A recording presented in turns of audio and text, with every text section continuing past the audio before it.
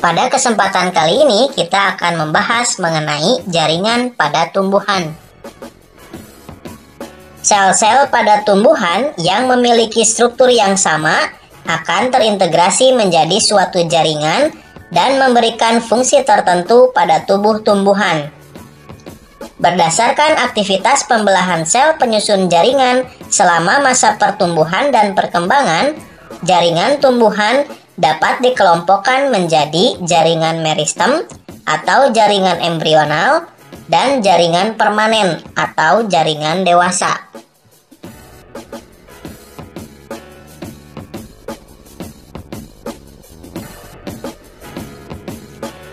Jaringan meristem atau disebut juga jaringan embrional adalah jaringan yang sel-selnya aktif membelah diri secara mitosis.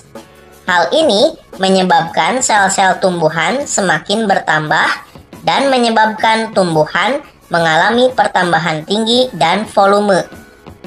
Berdasarkan asal terbentuknya, jaringan meristem dapat dikelompokkan menjadi dua macam, yaitu meristem primer dan meristem sekunder.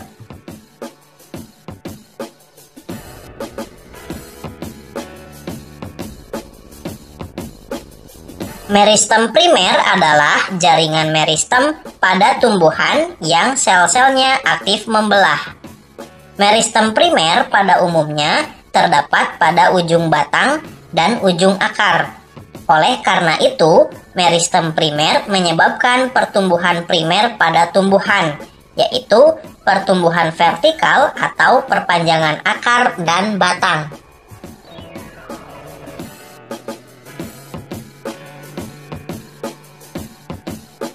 Meristem sekunder berasal dari sel-sel dewasa yang berubah sifatnya menjadi meristematik kembali atau aktif membelah kembali. Contohnya adalah kambium pembuluh atau kambium vaskuler dan kambium gabus atau velogen.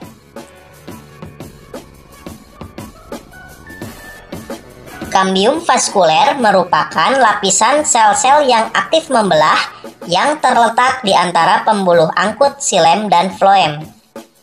Kambium vaskuler ini banyak terdapat pada batang dan akar tumbuhan dikotil. Sedangkan tumbuhan monokotil pada umumnya tidak memiliki kambium vaskuler.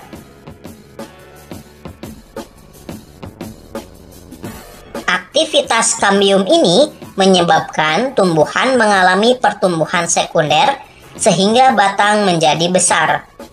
Aktivitas pembelahan kambium vaskuler ke arah dalam akan membentuk xilem sekunder, sedangkan pembelahan ke arah luar akan membentuk floem sekunder.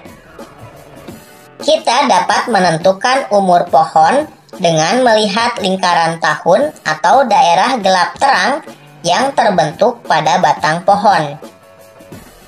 Lingkaran tahun terbentuk karena aktivitas kambium vaskuler yang dipengaruhi oleh musim.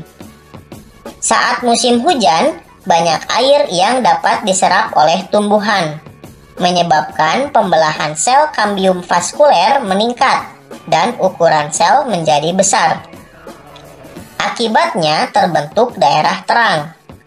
Saat musim kemarau, air yang dapat diserap tumbuhan sedikit, sehingga pembelahannya lebih lambat.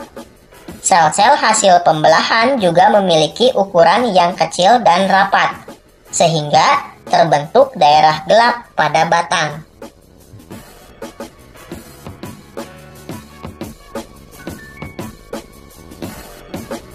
Jaringan dewasa atau disebut juga jaringan permanen merupakan jaringan yang bersifat non-meristematik atau tidak aktif membelah. Jaringan ini berasal dari pembelahan sel-sel meristem primer dan sel-sel meristem sekunder yang telah mengalami diferensiasi atau mengalami perubahan bentuk sehingga memiliki fungsi tertentu. Berdasarkan fungsinya, jaringan dewasa dibedakan menjadi 4, yaitu jaringan pelindung, jaringan dasar, jaringan penyokong, dan jaringan pengangkut.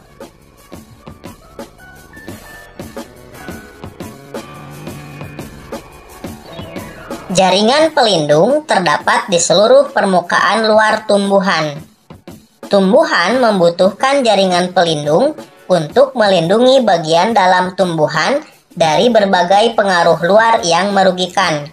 Misalnya, hilangnya air akibat suhu yang meningkat dan melindungi dari kerusakan mekanik.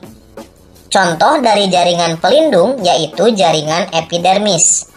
Sel-sel epidermis dapat berkembang atau mengalami modifikasi menjadi alat pelindung tambahan. Misalnya, stomata atau mulut daun, sisik, trikoma atau rambut-rambut, dan duri atau spina.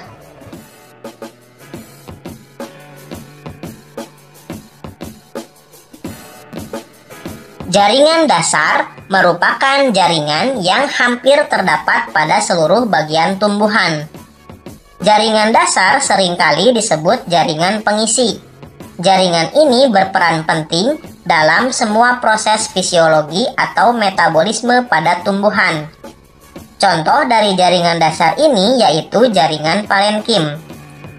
Jaringan parenkim dapat berdiferensiasi menjadi banyak jenis jaringan parenkim lain, misalnya pada buah dan umbi. Parenkim berdiferensiasi menjadi parenkim cadangan makanan yang berfungsi untuk menyimpan cadangan makanan bagi tumbuhan.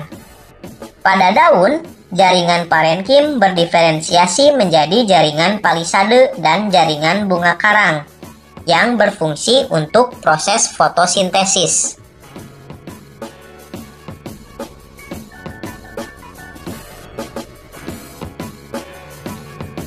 Jaringan penyokong merupakan jaringan yang berperan untuk menunjang bentuk tubuh tumbuhan. Berdasarkan bentuk dan sifatnya, jaringan penyokong dapat dibedakan menjadi dua macam, yaitu jaringan kolenkim dan jaringan sklerenkim. Jaringan kolenkim merupakan jaringan yang berfungsi untuk menyokong bagian tumbuhan yang masih muda. Sel-sel jaringan kolenkim memiliki dinding sel yang mengalami penebalan, namun tidak merata. Jaringan sklerenkim merupakan jaringan penguat yang bersifat permanen. Jaringan sklerenkim berfungsi untuk menyokong tubuh tumbuhan yang sudah tua. Berdasarkan bentuk selnya, jaringan sklerenkim dibagi menjadi dua, yaitu jaringan serat atau fiber dan jaringan sklereid. Jaringan serat terdiri atas sel-sel yang memanjang, meruncing pada kedua ujungnya, dan tersusun membentuk benang. Jaringan serat banyak ditemukan pada jaringan xilem. Jaringan sklereid terdiri atas sel-sel yang pendek dan memiliki bentuk yang tidak teratur. Jaringan sklereid ini banyak ditemukan pada kulit kacang atau buah pir.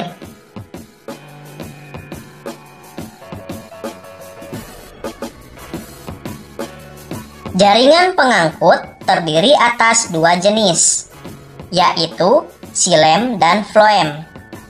Xilem berfungsi untuk mengangkut air dan zat-zat terlarut di dalamnya dari akar menuju daun. Floem berfungsi untuk mengangkut makanan hasil fotosintesis dari daun ke seluruh tubuh tumbuhan. Terima kasih sudah menonton video ini. Jangan lupa untuk mendukung channel ini dengan menekan tombol